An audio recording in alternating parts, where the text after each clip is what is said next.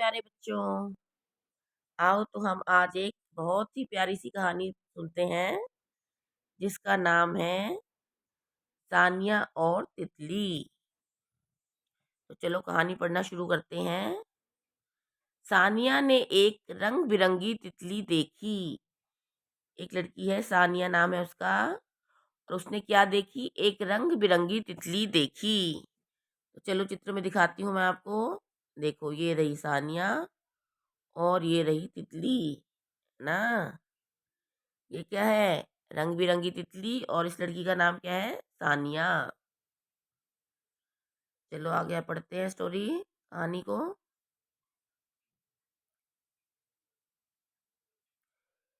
तितली सानिया के चारों ओर मंडराने लगी।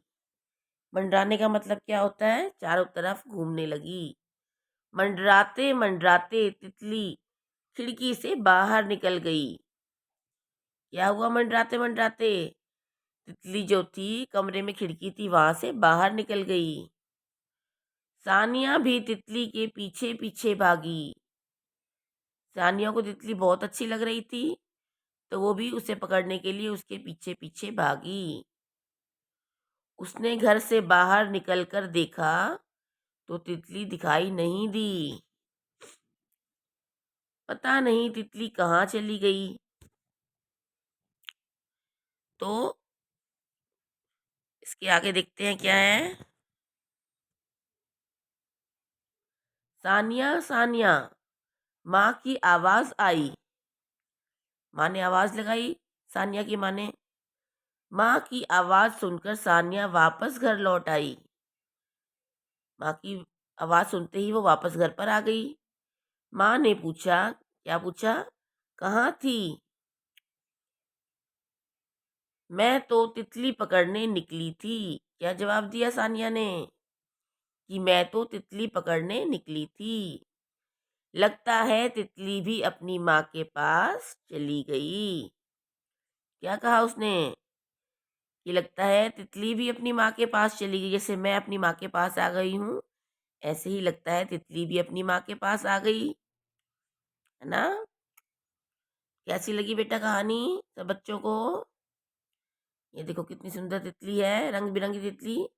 आपने भी अवश्य तितली देखी होगी, जरूर देखी होगी ना तितली। तो इसमें देखो हम कुछ और चीज बता रही हूँ मैं आपको। क्या बता रही हूँ? ये देखो, ये जो निशान होता है, जैसे कोई एक वाक्य पूरा हो गया। देखो जैसे ये था, माँ की आवाज सुनकर सानिया वापस घर लौट गई। तो ये जो डंडा लगा हुआ है आगे, पूर्ण विराम कहते हैं इसको। ये डंडा लगा हुआ है ना, इसको क्या कहते हैं? पूर्ण विराम। यानी जब कोई वाक्य पूरा हो जाता है, खत्म हो जाता है, तो उसके बाद हम पूर्ण विराम लगाते हैं। और इसके बाद देखो ये क्या है? Question mark. ये निशान क्या है? क्वेश्चन मार्क, प्रश्नवाचक चिन्ह। जब कोई प्रश्न पूछा जाता है तो ये निशान लगता है। ठीक है। तो हमने आज दो चीजें सीखी हैं, ये पूर्ण विराम और क्या सीखा? प्रश्नवाचक चिन्ह। एक चिन्ह और देखो यहाँ पर, और दिखाई देगा आपको। ये जो है चिन्ह, ये जो दिख रहा है आपको चिन्ह, देखो इसे क्या कहते हैं? ये देखिए, ये भी देखा होगा आपने। देखो ये विस्मय आदि बोधक। जब हम हैरानी से किसी चीज को बोलते हैं, आश्चर्य से, सानिया सानिया, मतलब उसकी माँ उसे ढूंढ रही थी ना, तो हैरान होकर देख रही थी कहाँ चली गई सानिया। सानिया सानिया।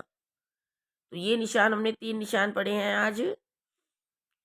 विस्मय आदि बोधक और पूर्ण विराम। देखो पूर्ण विराम यहाँ पर भी आया हुआ है। और ये है प्रश्नवाचक चिन्ह। इसके बाद हम और भी चिन्ह इसी तरह पढ़ेंगे। तो चलो अब देखते हैं क्या क्वेश्चन पूछा हुआ है। इसके कोई प्रश्न करते हैं। प्रश्न नंबर 1, नीचे दिए गए शब्दों को सही चित्र के साथ मिलाइए। तो क्या है यहाँ पर लिखा हुआ है? पढ़ो इसको। फूल। यहाँ पर देखो कहाँ बना हुआ है फूल, उससे मिलाना है आपको। तो आप इसको ऐसे मिलाओगे। इसके बाद है तितली। तितली कहाँ बनी हुई है? देखो आप सब अपनी पुस्तक में इसको पेंसिल से मिलाना। पेड़। पेड़ कहाँ पर है? ये रहा पेड़। घर। घर कहाँ पर है, ये रहा। इस तरह से ये प्रश्न आपको बेटा करना है। इसके बाद दूसरे प्रश्न पे आते हैं। ये देखो, आओ शब्द बनाएं जैसे चल जमा ना। चलना, चल में हमने ना मिला दिया तो क्या बन गया, चलना। तो इसी तरह आपको ये बीच में ना दिया हुआ है और ये अलग अलग शब्द दिए हुए, सब में ना जोड़ना है।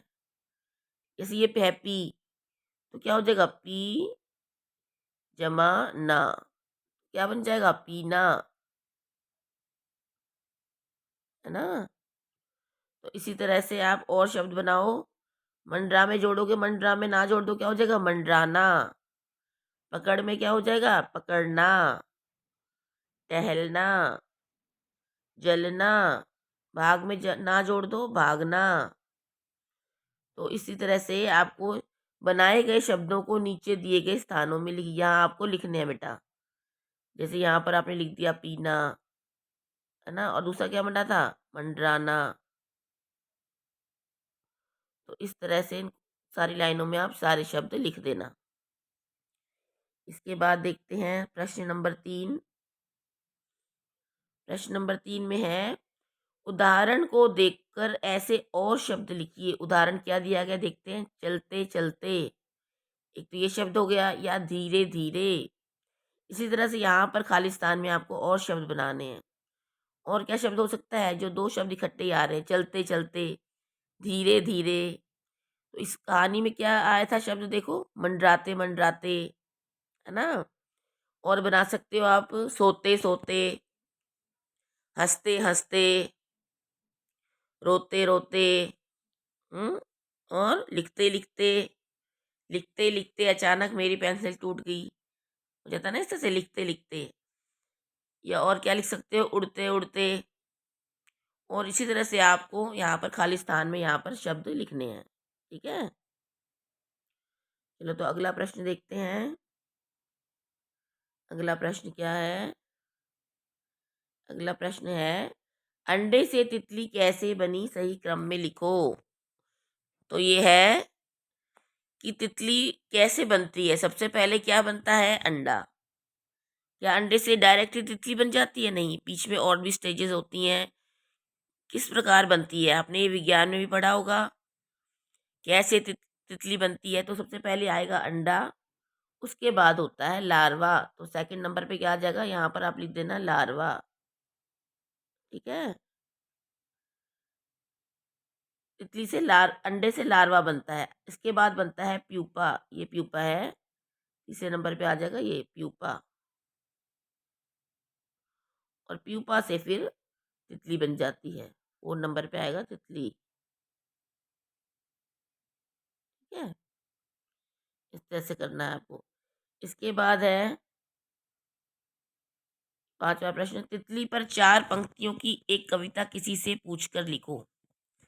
तो आपको आती भी होगी, नहीं आती तो आप किसी से पूछ कर लिख सकते हैं कविता। देखो मैं आपको एक कविता सुनाती हूँ तितली के ऊपर 4 लाइन। तितली आई रंग बिरंगी तितली आई, फूलों पर मंडराती आई, नीली पीली हरी गुलाबी, तितली आई तितली आई। तो आप इससे अलावा भी तो कोई दूसरी पोयम भी लिख सकते हो, दूसरी कविता भी लिख सकते हो। तो यहाँ पर आप लिखोगे, और आपका मन करता है तो आप तितली की बहुत सुंदर सी ड्राइंग भी बना सकते हैं।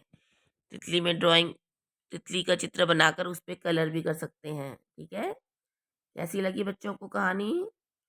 तो ये कहानी आप पढ़ो और सुनाओ, अपनी सहेलियों को सुनाओ, और आपस में तितली पर एक कविता भी याद करो बेटा।